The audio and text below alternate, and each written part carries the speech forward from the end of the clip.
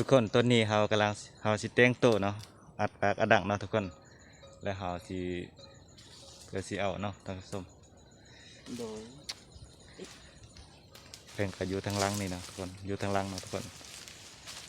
นี่เนาะทุกคนเพิ่งในป้าโถทุกคนใหญ่ใหญ่แห้งเนาะทุกคน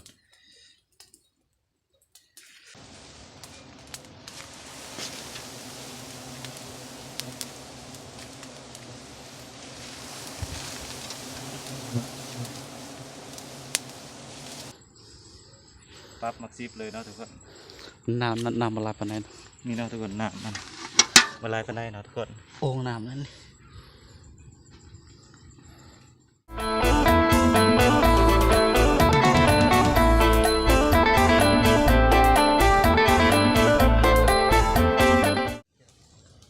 กับสบายดีพ่อแม่พี่น้องเนาะสุกคนเนาะ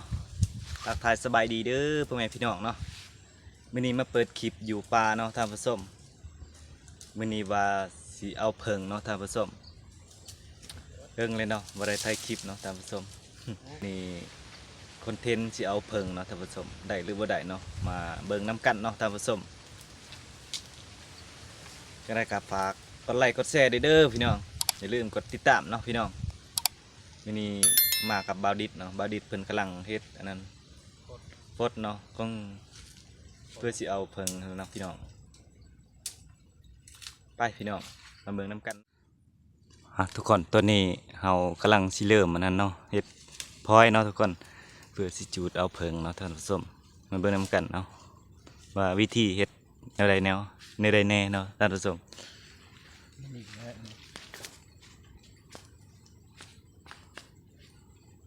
มาสบายดีเด้อท่านผู้ชม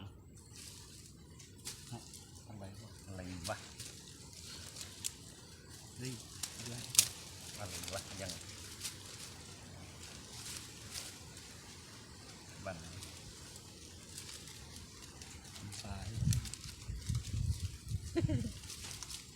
มันเป็นสบาย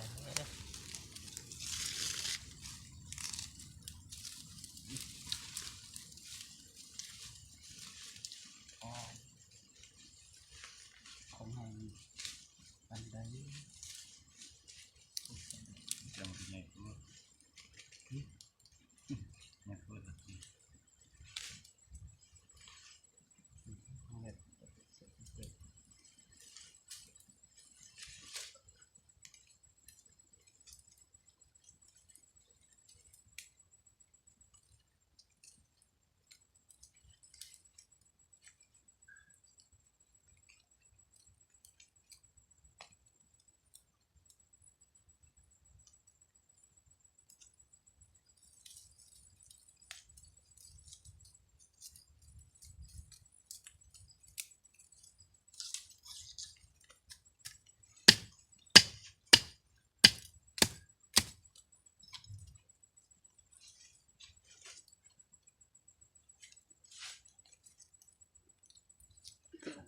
มันให้เห่า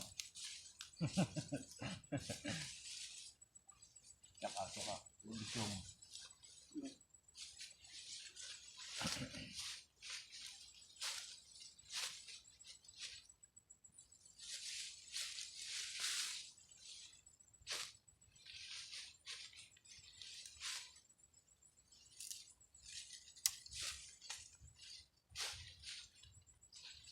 นานๆเลย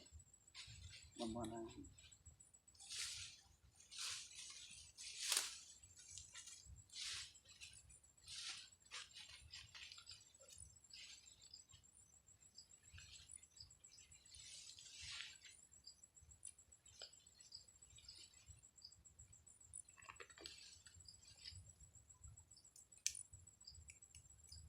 ถ้าได้ดูตัวสัตว์นี่ก็จะเป็นเรื่องเตะหลอกเหยียดก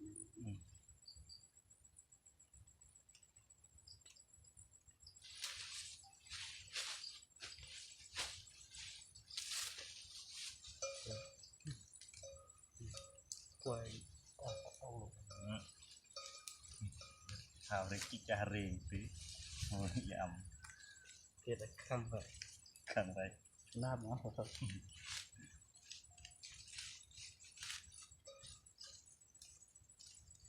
ขาดู คนรู้สิได้คิดต่อ ในละอันโลทั้งจุดมีอย่างจบคือไป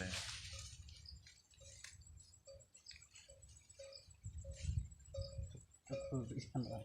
มาดีดันวันเด็กสาวจิ๋วเลยเด็กยากไปทางเด็กจิ๋วยาก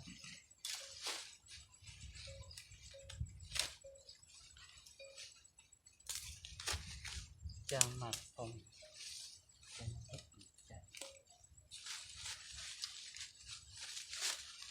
ปรับมักซิปต่อทุกคนนี่ประมาณนี้เนาะทุกคน ของข่อยให้มี ประมาณนี้เด้อทุกคน ของจับเอา จับเอาเด้อทุกคน อยู่ใช่มัน มีส่วน คือผู้สมบ่ ทุกคนต้นนี้เรากำลังเราสิแต่งโตะเนาะอัดปากอัดดังเนาะทุกคนแล้วเราสิเพื่อสิเอาเนาะท่านผู้ชม โดย เพิ่งก็อยู่ทางหล่างนี่เนาะทุกคนอยู่ทางหล่างเนาะทุกคนตัวนี้ก็เตรียมอัดปากอัดดังเลยเนาะทุกคนไปทุกคนตัวนี้มาดีดเพิ่นกำลังจูดเนาะทุกคน มันทำยังไงครับ ท่านหมายจำไม่หรือเปล่า อ่ะตอนนี้กำลังเริ่มนะ เรารับได้เตรียมๆนะมาต้นทุกคนต้นนี้เรากำลังสิเริ่มนะทุกคนนี่เนาะทุกคนนี่เนาะทุกคนเพิ่งในป้าโถทุกคนใหญ่ดิใหญ่แห้งนะทุกคนจับกล่องตัวนี้เราสิเยี่ยมเอานะทุกคน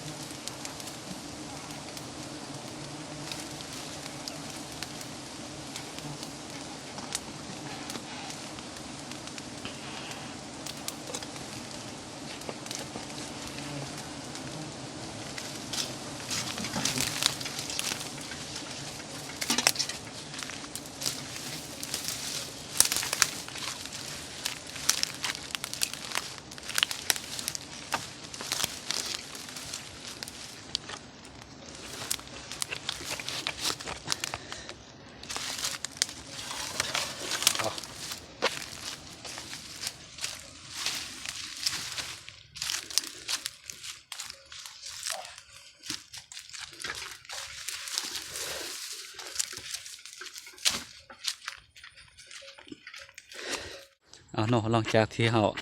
เอาแล้วเนาะพี่น้องเนาะนี่ นี่เนาะทุกคนปั๊บมักซิบเลยเนาะทุกคน น้ำมาลายปานใดเนาะ นี่เนาะทุกคนน้ำมันละลายไปได้เนาะทุกคน โอ่งน้ำนั่นนี่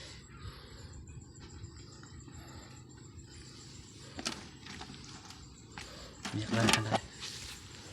นี่สุดยอดเลยเนาะทุกคนแจ้งหรือว่า เด้อ พอได้อยู่เนาะ ได้ ไปนะทุกคนเพื่อนเลยทุกคนต้นนี้หลังจากเฮาถือเอาแล้วเนาะทุกคนเฮาชีเอาต่อเนาะทุกคนเอารอบที่สองเนาะทุกคนเอาด่างตัวที่สองเนาะทุกคนเพราะมีทรงบอลเนาะทุกคนมันสิเอาต่อเนาะทุกคนเป็นทรงด่างเนาะทุกคนตัวนี้เฮากำลังสีเฮ็ดอันนั้นพดคือเก่าเนาะทุกคนตัวนี้เราสิไปเอาอยู่สวนเนาะทุกคนอยู่สวนมันต้นเนาะทุกคนไว้สวนมักนาวเนาะทุกคนนี่เนาะทุกคนเพิ่งตัวที่สองเนาะทุกคนเอาว่าสิเอาเนาะทุกคนอันนี้เพิ่งตัวที่สองเนาะเพิ่งไอ้ก้อย ไปทุกคนมาสมน้ำกันเด้อทุกคน โดย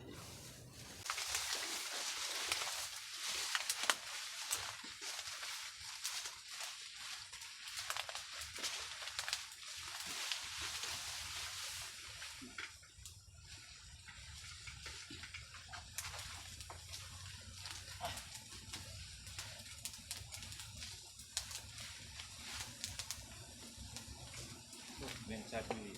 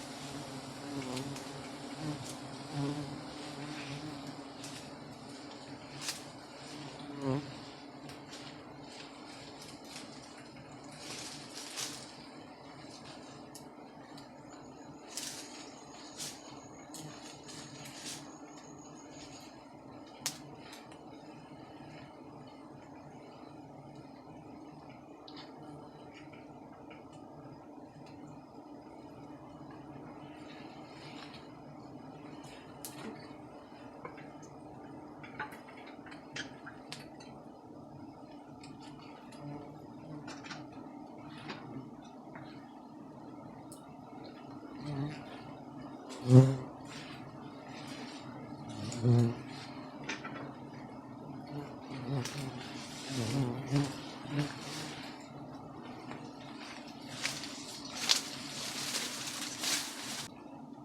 พดเนาะทุกคนแม่มันโถเอาสำเร็จเลยเนาะทุกคนตอนนี้เนาะมาทุกคนไหนมาทุกคนต้นนี้เราเอาเพิงแล้วเนาะทุกคนต้นนี้เราอยู่นี่แม่เพิงเด้อพี่น้องเลยอยู่หิมซีเนาะทุกคนนางพระพรเนาะจะได้ว่าสิอาบเนาะทุกคนลงอาบเนาะทุกคนด่างบ่ใหญ่เนาะทุกคนตัวนี้ไข่น้อยเดียวเนาะทุกคนน้อยเดียวเนาะทุกคนเมื่อกี้ก็เอาตัวที่หนึ่งหันยังใหญ่แน่เนาะทุกคน ทำไงแล้ว ทางยังใหญ่เนาะทุกคน เฮ้ย อันนี้มันอยากห่างเลยเนาะทุกคน เพิ่งอะไรมันก็เป็นเพิ่งไปห่างเด้ มันอยากห่างเลยนะทุกคน แต่ว่ามีเสน่ห์พี่น้องง่ายๆเลยดี มันงามอยู่เลย อันนี้คือว่าเอาเบาแล้วครับแซ่บพี่น้อง ปั๊บมักซิบเลยได้ ได้กินแล้วกับปั๊บมักซิบเลย คนนี้บอกพี่น้อง บรรยากาศอยู่สี่เนาะทุกคน ซีคามาน สี่กระมานเนาะทุกคนสี่กระมานบ้านเก่งใหญ่เนาะทุกคนเมืองใส่สิทธาเครียงกับตะปื้อเนาะมาเถอะแสบลายเนาะทุกคนนี่เนาะทุกคนบรรยากาศสี่กระมานเนาะทุกคนป้าโถน้ำสีไหลเนาะมาอยากแจ้งไปได้เนาะทุกคนจะเป็นคำเลยเนาะทุกคนนี่เนาะทุกคนเบาดีเพิ่นกำลังสีอาบน้ำเนาะทุกคน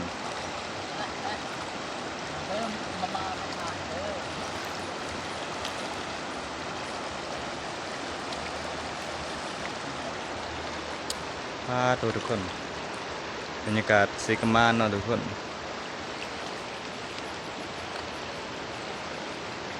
เรื่องนี้มาอยากแจ้งไปได้เนาะทุกคนมันบ่ถือเบื้องเนาะทุกคนโอ้เบื้องนี้นี่ก็แจ้งอยู่แล้วนี่เนาะทุกคน แจ้งเมื่อกี้ พี่น้องเอ้ยคลิปนี้ก็สิจบเส้นนี้ก่อนเด้อพี่น้องที่หน้าพอกันใหม่เนาะทุกคนบ๊ายบายเนาะทุกคน